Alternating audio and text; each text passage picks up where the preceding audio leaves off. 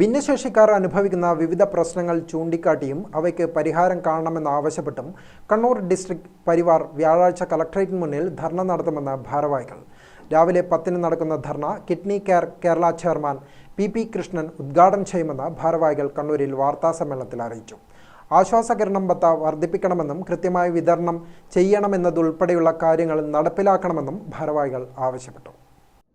നമ്മുടെ രക്ഷിതാക്കളെ സംബന്ധിച്ച് ഈ ഭിന്നശേഷി വിഭാഗങ്ങൾ എന്ന് പറഞ്ഞിട്ട് ഭിന്നശേഷി വ്യക്തികൾ എന്ന് പറഞ്ഞിട്ട് നമ്മുടെ നിലവിലുള്ള നിയമപ്രകാരം 21 തരം ഭിന്നശേഷി വ്യക്തികളാണുള്ളത്.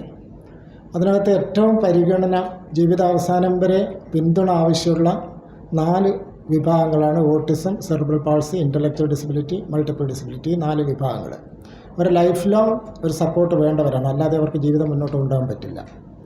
അപ്പോൾ അതിന് ഒരു സപ്പോർട്ട് എന്നുള്ള നിലയിൽ നമ്മുടെ സർക്കാർ ആശ്വാസകിരണം എന്ന് പറഞ്ഞിട്ട് ഒരു പ്രതിമാസം 600 രൂപ സഹായം നൽകുന്ന ഒരു പദ്ധതി ഉണ്ടായിരുന്നു.